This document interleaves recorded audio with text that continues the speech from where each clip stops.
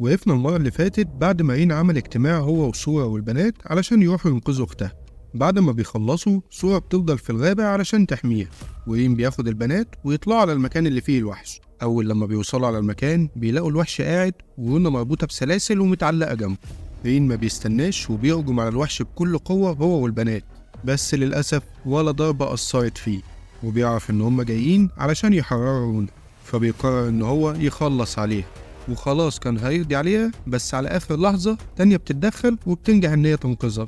الوحش ساعتها بيتعصب جدا وبيبدأ إن هو يفعل قوة كبيرة يدمر بيها المكان كله، بس رين طبعا مش هيسيبه ومش هيسكت، وبيفعل تعويذة يعوض بيها شوية حشرات يلهي بيها الوحش. وبيقول لكناري بعد ما خلص التعويذة عايزك تقضي عليه بضربة واحدة. كناري بتقول له بس هي ضربة واحدة هتقتله؟ رين قال لها اعملي بس اللي بقولك عليه. وبيبدأ يفعل تعويذة قوية، كناري جسمها بيبدأ ينور وبتبدأ إن هي تهجم على الوحش، وهوب بضربة واحدة دبل كيك بتشقلطه وبتخليه يختفي تماما من الوجود. تانية بتيجي وبتقول لرين ايه يا عم التعويذة الجامدة اللي انت عملتها دي؟ رين بيقول لها خدي بالك دي أقل حاجة عندي، وبيفرحوا جدا باللي هم عملوه. وبعدها بيرجعوا رونا لأختها اللي أول ما بتشوفها بتفضل تعيط وهي واخداها في حضنها. وبيبدأوا هما الاتنين يروحوا لرين ويشكروا على اللي عملوا معاهم، وبيقرروا كمان إن هما يسيبوا المكان ويمشوا معاه علشان مش هيعرفوا يسامحوا الناس اللي تخلوا عنهم.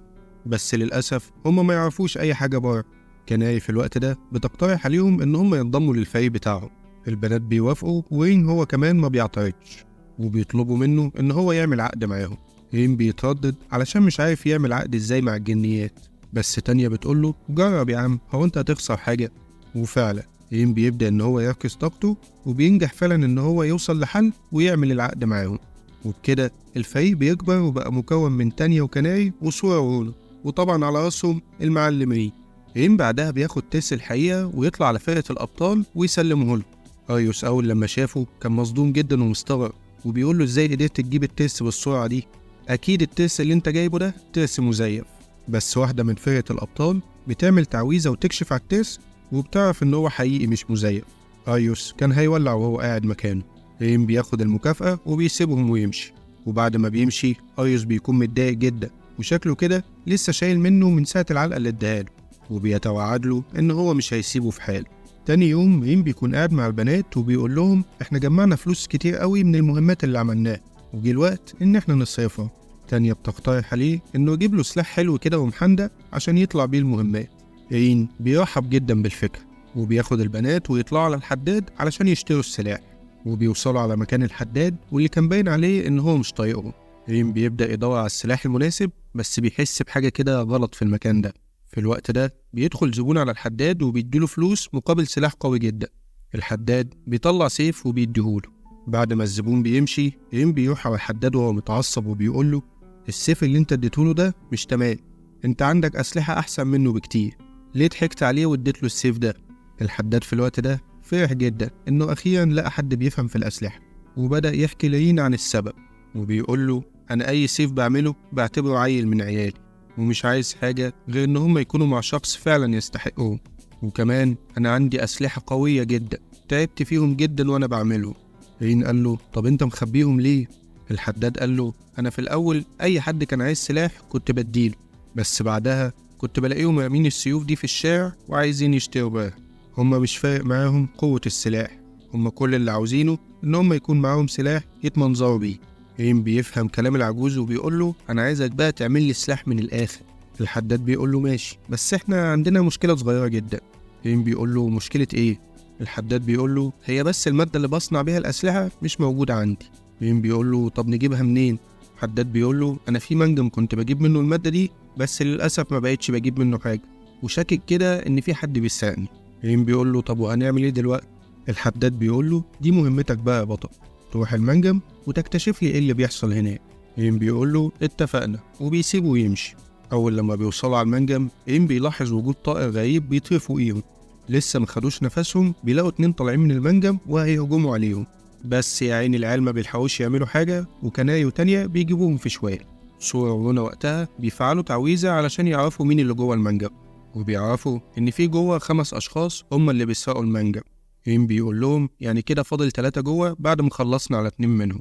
بس التلاتة اللي جوه في منهم مروض وحوش. شكلها كده الحوار ده مش سهل، فخدوا استعدادكم.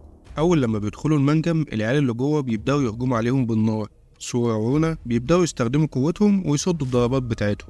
العيال بيبدأوا الهجوم تاني، بس تانيا وكناي بيجيبوهم في شوية. رين وقتها بيوصل على الواد مروض الوحوش وبيقول له استسلم أحسن لك بهدوء وما تتعبنيش معاه. بس الواد شكله مطاشم وما بيسمعش وبيهجم عليه، بس رين بيديله بوكسة في بطنه وبيكومه على الأرض. الواد بيتعصب جدا وبيقول ما بدهاش بقى، وبيبدأ إن هو يفعل تعويذة، والكل بيسمع صوت وحش داخل عليهم. رين أول لما بيشوف الوحش بيتصدم جدا وما بيكونوش مصدقين هو إزاي الواد روض الوحش ده. رين بيقول له أنت عملت كده إزاي؟ الواد بيقول لرين أنا لقيته وهو صغير وربيته، عشان كده هو ما عندوش أي مشكلة معايا، واجهز بقى علشان هيخلص عليك دلوقتي. الوحش بيهجم على رين ورين بيحاول إن هو يفادي هجماته، بس المشكلة إن المنجم بيتكسر فوقيهم. رين في الوقت ده بيطلب من كناي إن هي تخرج الناس بره. كناي بتقول له ماشي وبتخرج فعلا الناس، وبيفضل رين جوه مع الوحش وبرضه عمال يحاول يفادي ضرباته بس مش عارف. كناي في الوقت ده بتطلب من تانيا إن هي تخلي بالها من الناس وهي هتدخل لرين، وفعلا أول لما بتدخل بتنجح إن هي تنقذه على آخر لحظة من تحت الوحش. رين بيقول لها بصي اعملي اللي أنا هقولك عليه دلوقتي، وبيقول لها إحنا مش هنعرف نهزم الوحش ده غير لما نهزم مروض الوحش نفسه الأول، فعلشان كده أنا ههجم على الوحش وأنت هتخلي مروض الوحوش يلغي تحكمه عليه. كناي بتقول له قشطة اتفقنا، وفعلا رين بدأ إن هو يهجم على الوحش وفي نفس الوقت يفادي ضرباته، وكناي هي كمان بتنجح إن هي تمسك الواد وتثبته. رين بيقول للواد ها يا ابني خلصني استسلم. الواد قال له مش هيحصل، وأمر الوحش إن هو يهجم بقوة أكبر على رين. رين في الوقت ده ما بقاش عارف يعمل أي حاجة، والمنجم من كتر الهجمات شكله خلاص هيقع عليهم. رين في الوقت ده بتجيله فكرة إن هو يروض الوحش ده مكان الواد. هي فكرة مستحيلة بس ما قداموش حل غير كده، وفعلا رين بيقف مكانه وخلاص الوحش كان هيقضي عليه. كناي اترعبت جدا، بس مرة واحدة الوحش سبت ووقف مكانه. يا ترى ايه اللي حصل؟ هو اللي جه في بالك، رين نجح ان هو يروض الوحش. الواد اتصدم جدا وقال لرين انت عملت ايه؟ انا اللي مروض الوحش ده ومحدش يقدر يروضه غيري.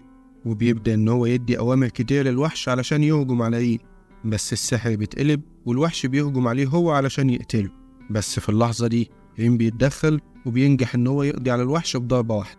رين بيقول للواد الأوامر الكتير اللي انت اديتها له دي كانت هتخليه يقلب عليك ويقتلك انت، تعال نقعد قعدة حلوة كده واحكي لي ايه اللي حصل. الواد بيطلع مع رين وبيبدأ يحكي له ان الحداد ادالهم أسلحة رديئة قبل كده هو وكل اللي معاه، والأسلحة دي كانت بتجلي معاه في المهمات، وعرف ان الحداد بيضحك عليه، وعلشان كده قرر ان هو ينتقم منه ويسرق المنجم بتاعه. رين بعد ما بيسمع الواد بيطلع على الحداد وبيحكي له كل اللي حصل. الحداد ساعتها بيحس بغلطه وبيقرر ان هو يعمل أسلحة قوية لكل الناس، ورين بيبدأ يقوله على مواصفات السلاح اللي هو عايزه، والدنيا بتبقى 100 فل و10. على الناحية التانية بقى أريوس كان عامل مسابقة للتقديم على فرقة الأبطال. ناس كتيرة جدا بتروح تقدم بس ما بيوافقش على ولا واحد فيهم، لأنه عاوز واحد زي رين بالظبط. البت اللي معاه بتقوله ما تقارنش بحد برين لأن انت مش هتلاقي زيه. أريوس بيتعصب عليها جدا، فالبت بتسيبه وتمشي، وبعد ما بتمشي أريوس بيطلع خاتم ملعون من الدرج بتاعه وبيبدأ يقول أنا مش هسيبك يا رين وهخلص عليك في أقرب وقت. وبكده نكون خلصنا لحد النهاردة، استنونا ومش هنأخر عليكم. الحلقة دي كتبها وسجلها ومنتجها وحط لها الحركات والتكات الألدغ اللي كان بيحكي لكم القصة. سلام.